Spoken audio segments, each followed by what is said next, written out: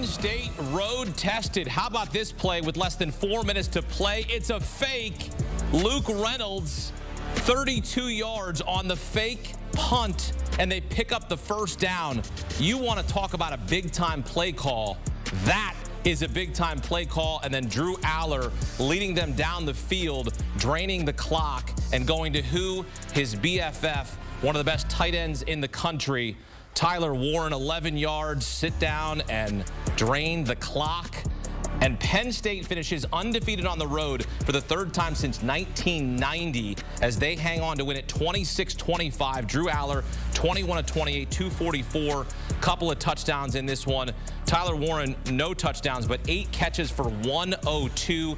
Nick Singleton getting it done on the ground. This game was wonky. I mean, at one point you're thinking, what is Penn State doing? And then they make the plays down the stretch and improve to 10-1. Let's get back out to Minneapolis. Welcome the man who called this game. And let's get back out to Minneapolis. The man who called this game, Brad Nessler, joins us here on CBS Sports HQ. Brad, that was quite a game to call that, a 26-25 finish. How about that fake punt in that spot to make that call? You know, not only the fake punt, Hakeem, but the fact that they faked it with a freshman tight end, as Gary almost walked right in front of the camera. That's all right. He can be on, too. You know, Luke Reynolds last week caught a touchdown pass, his first of the year. But, you know, to put it in his hands in that situation, Penn State was horrible on third down today, but they were really good on fourth down when they needed it, and that was a huge call. Yeah, they were 1 for 11 on third down. You've watched now Penn State 3 times this season on CBS up close and in person. What have you learned? What can you say about this team as they trend towards a college football playoff spot?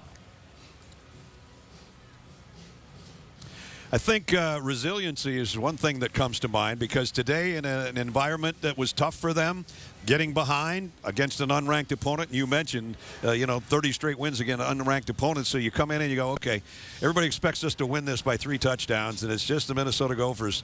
Well, they ran into a buzzsaw in here today, and to have to do, they had to pull every trick and every plug out today to win a close game, and I think that's good for them, you know, as they head now to a home game with Maryland. They're going to be expected to win that one. They still have the slight chance of making a Big Ten championship game, but even if they don't now, you know, at 10-1, if they go to 11-1, they're going to be in the postseason with the playoff expanded, and they'll have a home game. So resiliency and, you know, coming up with big plays at key times, and we've seen that just about every game we've had from them, including the USC game where it looked like they were going to lose, and they had a couple of big catches and a fourth down conversion in that scoring drive to end that game. So did the same thing here in Minneapolis today. Penn State, first season with 5 road wins since 1994. Road tested indeed as they go to Minneapolis and get a win against the Golden Gophers. Brad Nessler joining us here on CBS Sports HQ. Brad, thank you. Okay, Hakeem, have a good one. The great Brad Nessler joining us here on HQ. Much more ahead. Full highlights coming up, plus plenty more reaction from a former Penn State tight end. That's next here on CBS Sports HQ, presented by Belfour. Back here on CBS Sports HQ, presented by Belfour. We are undefeated thanks to this play. Penn State with some trickeration. Luke Reynolds on the direct snap, a fake punt, picks up the first down, 32-yard pickup. What a play call by James Franklin and company on the road against Minnesota. Backs against the wall. And then here on 4th and 1, 27 seconds to play.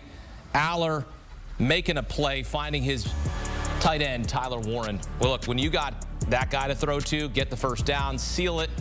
And Penn State wins it 26-25, finishing undefeated on the road for the 3rd time since 1990. This Big Ten on CBS postgame report is presented by Belfour Property Restoration. And look who's in the house, former Penn State and UMass tight end Adam Breneman, a standout at both schools. Excited to have you here in studio because Number one, you played at Penn State. Yeah. You know what Tyler Warren can do, but what a big win for your former school and a way to get that win with that big play there on the fake punt. Your reaction was what when you saw that? Hakeem, I'm still sweating from watching the end of the game. I mean, the stakes in Happy Valley for this one, could you imagine the chatter if Penn State goes on the road to Minnesota and loses this game? Really a story of two halves for Penn State. Penn State rushed for 10 yards in the first half. Then second half comes out, finishes the game with 117 yards rushing. When Penn State can run the football and dominate the ground game, Penn State's a really good team. But when they don't, and when they have the special team miscues they had in the first half, they're not very good. But the call of the year may go down as the fake punt call on their own 30-some-yard line, 4th down and 1. If they don't get that, then Minnesota has the ball in field goal range, probably down 1 point. It was one of the gutsiest calls we've seen this season by James Franklin, and to do it with a freshman tight end, Luke Reynolds, it paid off big time. And when you take that risk on the road, it paid off for Penn State. You practice that stuff. So when you get to game day, it's go out and have fun and execute plays like that. And they don't always work out. But what goes through the heads, what goes through the minds and your head when you're thinking about making that play, executing that in a big moment? It's a good question. Everyone on the team knows that each game you have one special teams trick play, and you're going to use it if the time is right. That time for Penn State, it came in on a 4th down and 1, where it seemed like a must-punt situation. So Luke Reynolds is sitting there as a true freshman or a redshirt freshman who hasn't made many big plays yet and thinks, the entire season is in my hands as a freshman. So hats off to Luke Reynolds, but really for James Franklin to think about what that meant, that play call, and talk about the confidence that gives your team going into the postseason, probably hosting a first-round playoff game now. That was a big win for Penn State. Coming out of the state of Pennsylvania, you are one of the most coveted prospects in terms of tight ends in the country. You go to Penn State, you see what Tyler Warren has done in Happy Valley, one of the best tight ends in the country. What is your evaluation of this guy? I mean, this guy is an incredible talent. Tyler Warren deserves to be in the Heisman conversation. Yeah. He is as impactful as any player in the country. And what he's doing, not just with his hands and catching the ball, what he does in the run game, they put him at quarterback, but also blocking as a tight end. He's not just a receiver or a running back. He's involved in every single play. This Penn State offense revolves around Tyler Warren. If Tyler Warren wasn't on the field, Penn State's not a very good team. He is that impactful, and really the thing that makes him so special is his football IQ. They can put him all over the field. He doesn't have a bad trait. He may not have an elite characteristic, but everything he does, he is so good at, and that's what makes him one of the best players in college football. Absolutely. Not on the board right now if you were wanting to wager on Tyler Warren, but look, sometimes it just goes unsaid. He could be deserving of there's a lot of guys that have had Heisman-type seasons, so will he get invited to New York? Would love to see it. Probably not, but it doesn't. At the end of the day, like, it's great. That's great, but you want to get to the playoff. Penn State's never been there, and they still have a shot here to get to the Big Ten title game. Now, Penn State becomes a huge Michigan fan trying to knock off Ohio State next week. Will that happen? We'll see. Penn State's got to take care of business at home against Maryland. But what have you seen from this team down the stretch here, especially going on the road all season long and not losing a game? Yeah, I feel even better about Penn State after this win against Minnesota. The fact that they went to Minnesota, which is an emotional program, on senior day. It is freezing cold in Minnesota. We just saw Brad Nessler. I mean, they're in coats and jackets. That was a big win for Penn State. I don't care if it was only by 1 point. I don't care how it happened. There were mistakes made, but the fact that they found a way to win and come out in the second half gives me a lot of confidence about Penn State. Now, they have to handle business against Maryland, which is really a rivalry game now. Penn State and Maryland, they recruit the same areas. A lot of players on those teams know each other.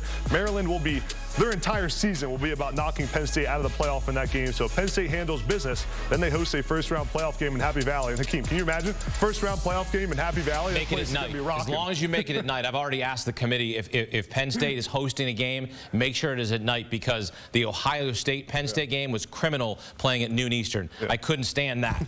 Now, if you're Penn State here, right, you take care of business at home next week against Maryland. Let's say, for argument's sake, that Ohio State loses to Michigan. That's tough for me to say, being a Buckeye fan, because they've lost 3 in a row to Michigan. They're trying to snap that streak. But let's say the hypothetical. Let's say that Ohio State loses. They go to the Big Ten title game, play Oregon. Now you start having that conversation about the value of conference title games. Yeah. Because you walk away at the end of the regular season with one loss, you go to Indianapolis and play Oregon, and now you're talking about a second loss and putting more doubt into the committee's minds. Yeah, and not only that, but also the fact that you would get a week off and then host a first-round playoff game. So what's the trade-off? Because the bye is huge, but also playing that game is tough. Exactly. I mean, that's why conference championships aren't going to matter that much in college football. If I'm James Franklin right now, do I really want to go to the Big Ten championship game and play Oregon and risk losing by 20 points and then doubt in the committee's mind? But I think Penn State would still make the playoff in that situation as a two-loss team that had a loss in the Big Ten championship game. But now they just had to play all their starters against a really physical Oregon team, then probably go next week and play a road playoff game. So you'd almost rather Michigan lose that game, Ohio State be in the playoff, and then, you know, at the end of the day, you get a bye week, you get some rest, then you host a first-round game in Happy Valley, guaranteed. Make it happen. Penn State making it happen here on the road in Minneapolis. Time now for the Belfour Player of the Game.